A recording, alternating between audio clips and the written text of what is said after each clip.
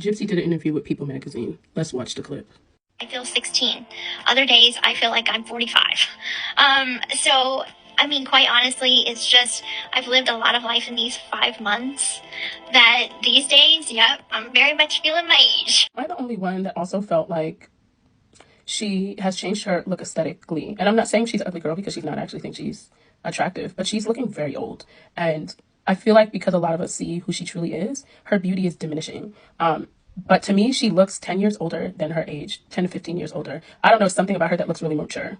Not mature in a way that she's mature, but her look looks really mature. Like she's aging forwards fast.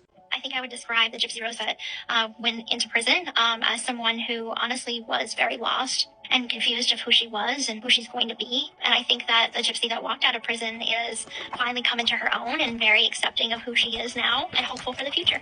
5 months later, this Gypsy is a little bit more wise, has a little bit more experience under her belt, and is still very hopeful for the future, regardless. A day in the life consists of me and my stepmom binge watching chick flick movies, me hanging out with the dogs in the backyard, and when my dad's home, my dad and I usually do things around the house. Usually makes me help him on the boat with boat repairs.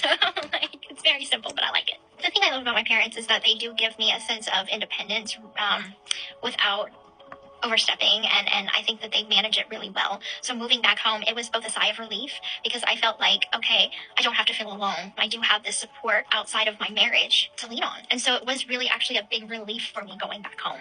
I didn't think it would be at first, but it really was. Any plans? Lots of them. Let me get a picture with you. Everybody's just gone gypsy crazy. I have death threats in my messages. Am I at risk for dangerous people? The hardest lesson that I've had to learn is that, not everybody is going to accept you and love you for who you are. Some people are going to believe what they want to believe, and so you have to know your own truth and live in your truth. Social media is definitely a dance for me.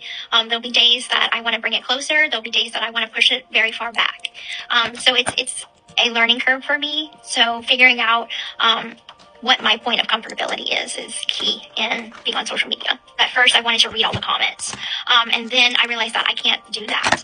There is a lot of negative comments out there, and I cannot change everyone's minds. I'll feel like I want to, but their mind is already made up, and nothing I say is going to change that. So I've ultimately turned off my comments and no longer read them. Every day is a fairy tale in life. That really is my life. I love her. And I just don't know if I'm going to be happy in this marriage. Eventually, I'm going to want a divorce. Ryan and I were busy filming for these 4 months, and it put a lot of stress, but the attention that social media and the public eye put on our marriage was a stress in itself.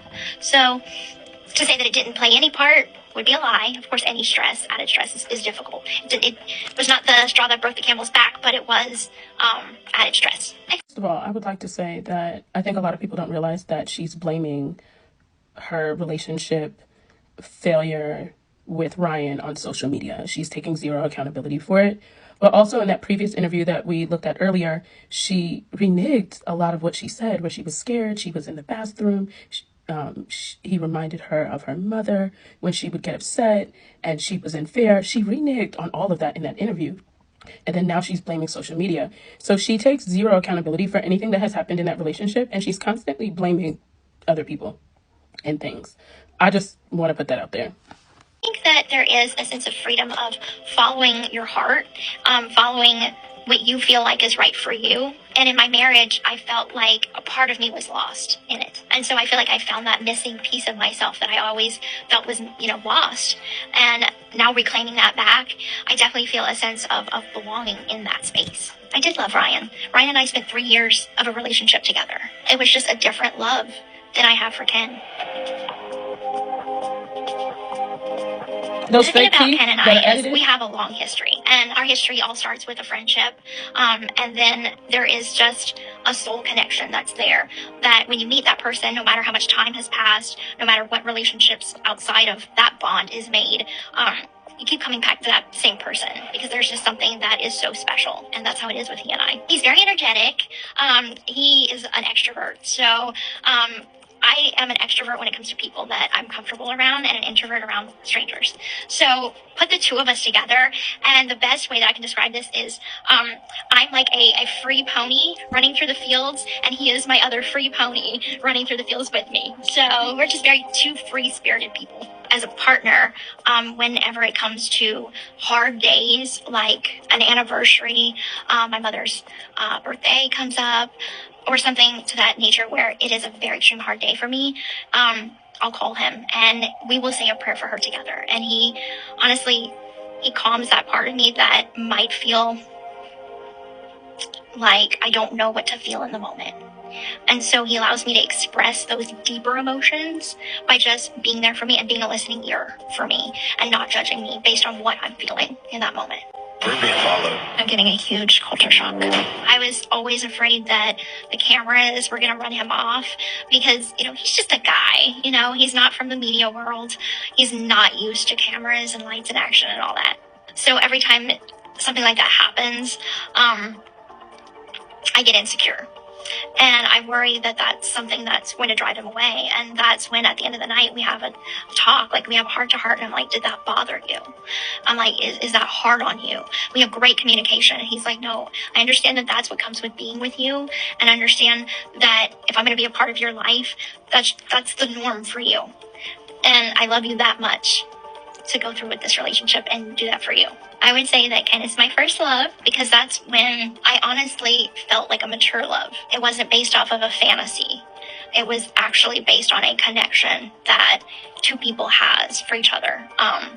And it wasn't something that I was in love with the idea of love. Like, I understand it's not going to be a fairy tale every day, but taking the good with the bad is part of life, and that's worth it. Like, having that special love is worth it. And if you don't go through the hard times, then how could you appreciate the good times?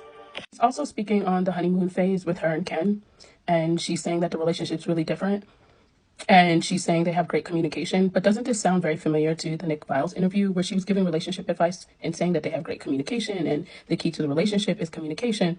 The only difference with this interview is Ken is not there to agree or disagree with what she's saying. And I think it's really interesting that she continues to think she has the answers, but her life is the perfect display of her not having the answers.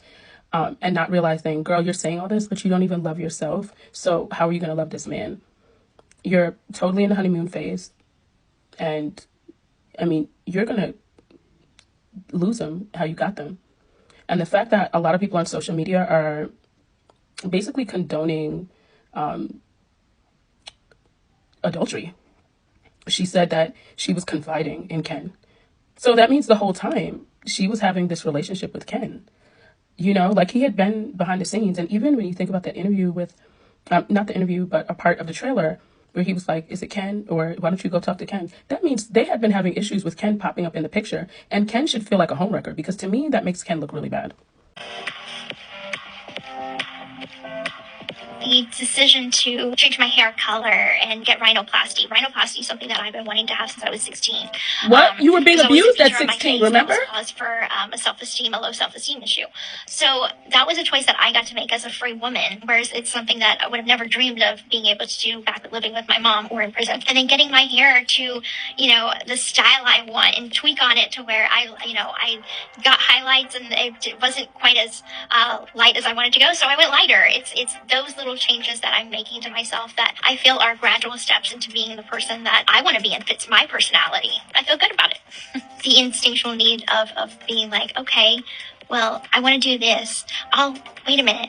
I don't have to ask anybody. I can just do it myself. and I don't get in trouble for it. I don't get in trouble for expressing my personality. My mom didn't want me to wear makeup. She felt like that was too grown up and associated that with, things that I wasn't allowed to do. So now coming out, hit up Sephora, hit up Ulta Beauty and spent a lot of money there. And I'm like doing all these makeup tutorials in the bathroom mirror and experimenting with makeup. So that's something that I'm doing it. A little bit of grace. I always have to remind myself that, yes, I'm a victim of Munchausen by proxy, but I'm also a survivor of it. Like, I don't like the term victim. I have to remind myself that I am like a little ball of everything. Like, what I've been through, to say I'm either a victim or the perpetrator and categorize me in either one, you're forgetting the gray area that is the larger scope of my story. There is much more layers to me than just those two things. So I don't like being labeled as either. I like being just Gypsy. So reminding myself that I'm just Gypsy on a daily is important. I'm a normal person and I didn't grow up in Hollywood. That isn't my life. So watching it all unfold on TV and watching the interviews, I have to realize It's not my everyday life, and I want other people to realize it's not my everyday life. I go back home and I go clean up dog poop from, our 2 dogs, and I mow the lawn like the next person. So I have a real life, and then there's that public life, and knowing how to manage the two is important. When I came out of prison, I didn't have any expectations on myself, and I didn't think anybody had any expectations of me. So now getting a little bit more clarity as to I do have a fan base, and it is a little bit of a younger fan base. I do want to keep in mind that my actions are being viewed by a lot of people. So with that being said, I understand that my fame, infamy, whatever you want to call it, stemmed from a crime. And I want people to know that that was not okay. I'm not excusing my actions from, 8.5 years ago. What I do want Gen Z to take away from who I am today is a hope for a better future. To know that just because you came from a bad situation, that doesn't label you, and that's not where you have to stay. There is personal growth in that. So if there are fans out there watching, that's what I want to be known for. I know from personal experience that finding your voice is a road, it's a journey, and it's a path that is not always clear. Sometimes that path could be a little foggy, and you're confused of what the right thing to do is, and especially emotions are linked to it. So I would say your voice is more powerful than you could ever imagine, and your voice is something that someone can't take from you. They can beat you down, they can talk all kinds of negative to you, but the one thing that you have is your voice, and how you use that is up to you. The thing that was really clear in this interview is that she said she didn't want to be labeled. When at the end of the day, you're labeled as a felon and an unaliver. That's never going to change, right? She also stated that, it's been 8.5 years, and she made it seem like it had been so long ago, and that she was saying there's life after that. But honestly, she should not have a life after that. She should be in prison for life. And I feel like she's saying, I did what I had to do, when that's not the case. And we know this for a fact. I just feel like she's taking zero accountability in this interview. And it's just very off-putting. And I think if people didn't think crazy of her, then this should be very much that. It's giving, I don't know. It's weird. She also was saying that, she doesn't really read the comments on her stuff. She reads my comments because she was in the comment section all the time. But I also think it's interesting that in every interview, she talks about what people think of her and that she doesn't care. And someone that doesn't really care about what people think of them, it's not really a conversation because it doesn't matter. So it shows that she's clearly bothered by it. And if you're bothered by people's perception of you, maybe you need to do better in life. I don't know. This was just my 2 cents on this. Let me know what you guys think down below. Bye-bye for now.